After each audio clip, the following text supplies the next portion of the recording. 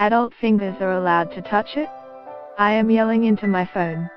On a crowded bus at 7:30 am. In a crisis, that's allowed. Fellow commuters are turning their heads towards me.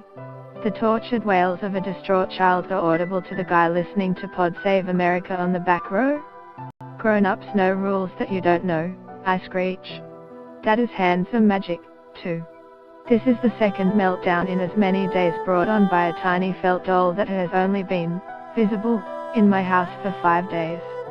The little guy with the red felt hat and the permanent eye roll, the elf on the shelf.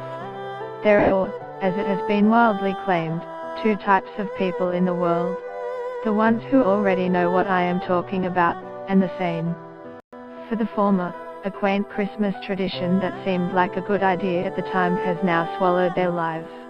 It's an added complication at exactly the same time the ever-spooling to-do list has expanded to include the school carol concert, dance show and swimming carnival. The time when they are busy with the purchasing of thoughtful but inexpensive gifts for everyone in their family, suburban F45 class with looming pressure of a deadline, December the 25th. The arbitrary date, sorry, Jesus, by which time we must have had a catch-up with everyone we've ever worked with, decorated our house in a tasteful yet fun festive theme, and remembered to lose 5 kilograms to look okay in that dress at the Christmas party. A post shared by the elf on the shelf, at Shelfiders, on December the 5th, 2015 at 12:18 p.m. PST. In short, we were already in hell, and then the elves came. In my house, we have 2, one for each child. One we bought, and one was a gift. Such a thoughtful gift.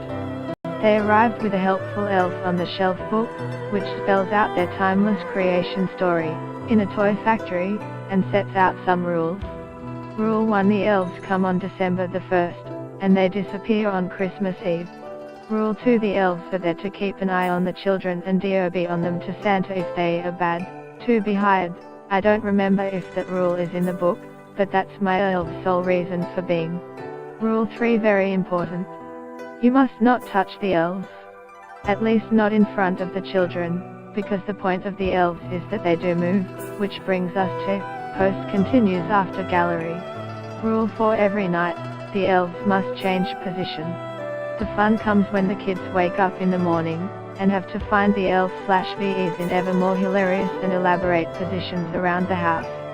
Last year, in the flush of Christmas innocence, I decided that it would be tremendously festive if my elves left the kids thoughtful notes every night, reflecting on their days. Dear Matilda and Billy. Well, while you've been out today we had the best time scuba diving with the goldfish, but I am afraid I'll have to report you to Santa for that shoe your mother tripped over this morning. In teeny tiny handwriting that didn't look like my own. As I said,